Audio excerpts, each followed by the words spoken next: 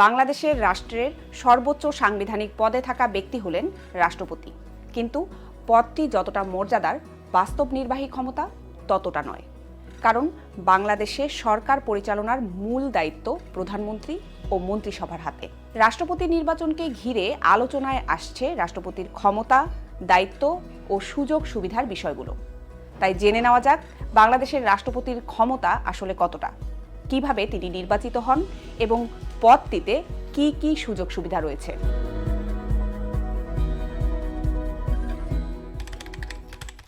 সংবিধানের ৪৮-এর ৩ অনুচ্ছেদে রাষ্ট্রপতির দুটি গুরুত্বপূর্ণ স্বাধীন ক্ষমতার কথা বলা হয়েছে। এর একটি হলো প্রধানমন্ত্রী নিয়োগ এবং অন্যটি প্রধান বিচারপতি নিয়োগ। আমরা ওয়াইফাই ছাড়াই ধূপধাপ আপলোড করি, কারণ আমাদের কাছে বেশি জিবি আছে। বেশি জিবি জিতবেন মাইজিপি অ্যাপে। সংবিধানের ৫৬-এর ৩ অনুচ্ছেদ অনুসারে কেবল প্রধানমন্ত্রী এবং ৯৫-এর ১ অনুচ্ছেদ অনুসারে প্রধান বিচারপতি নিয়োগের ক্ষেত্র ছাড়া রাষ্ট্রপতি তার অন্য সব দায়িত্ব পালনে প্রধানমন্ত্রীর পরামর্শ অনুযায়ী কাজ করবেন। সংসদ নির্বাচনে কোনো দল সংখ্যাগরিষ্ঠতা পেলে সাধারণত সেই দলের সংসদীয় নেতাকেই প্রধানমন্ত্রী নিয়োগ করেন রাষ্ট্রপতি।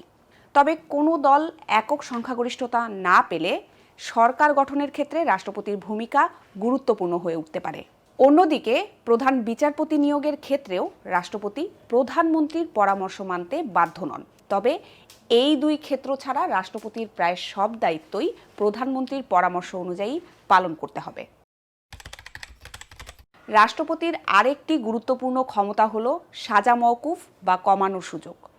সংবিধানের ৪৯ অনুচ্ছেদ অনুযায়ী আদালত, ট্রাইব্যুনাল বা অন্য কোনো কর্তৃপক্ষের দেওয়া দণ্ড রাষ্ট্রপতি মার্জনা, স্থগিত, হ্রাস বা মওকুফ করতে পারেন। রাষ্ট্রপতি দায়িত্বে থাকা অবস্থায় তার বিরুদ্ধে ফৌজদারি মামলা করা যায় না। তাকে গ্রেপ্তার বা কারাগারে পাঠানোর জন্য আদালত থেকে পরোয়ানা জারি করা যায় না। তবে এই দায়মুক্তি স্থায়ী নয়। সংবিধান লঙ্ঘন বা গুরুতর অসদাচরণের অভিযোগে সংসদীয় প্রক্রিয়ায় রাষ্ট্রপতিকে অপসারণ করা যায়। এর জন্য সংসদের মোট সদস্যের অন্তত ২/৩ সমর্থন প্রয়োজন। শারীরিক বা মানসিক অসামর্থ্যের কারণেও একই ধরনের সাংবিধানিক প্রক্রিয়ায় রাষ্ট্রপতিকে অপসারণের সুযোগ রয়েছে। রাষ্ট্রপতির মেয়াদ ৫ বছর। তবে উত্তরসূরি দায়িত্ব নেওয়া পর্যন্ত তিনি পদে থাকতে পারেন। একজন ব্যক্তি সর্বোচ্চ ২ মেয়াদে রাষ্ট্রপতি হতে পারেন। রাষ্ট্রপতি হতে বয়স কমপক্ষে ৩৫ বছর হতে হয়। সংসদ সদস্য হওয়ার যোগ্যতা থাকতে হবে। তবে রাষ্ট্রপতি প্রার্থী হওয়ার জন্য সংসদ সদস্য হওয়া বাধ্যতামূলক নয়।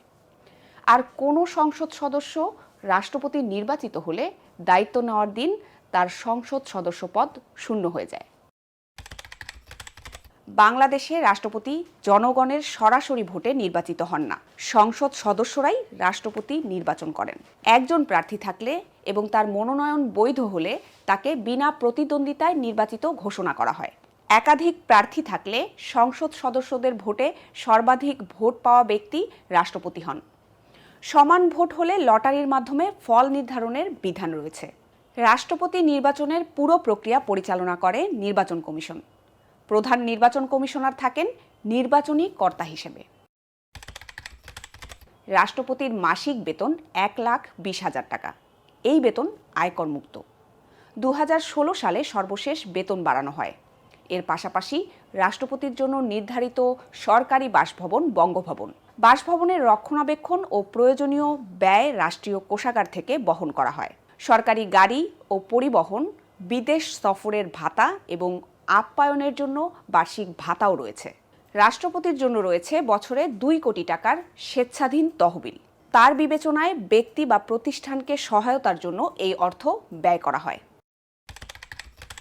রাষ্ট্রপতি ও তার পরিবারের সদস্যরা দেশের যে কোনো হাসপাতালে বিনা খরচে চিকিৎসা নিতে পারেন।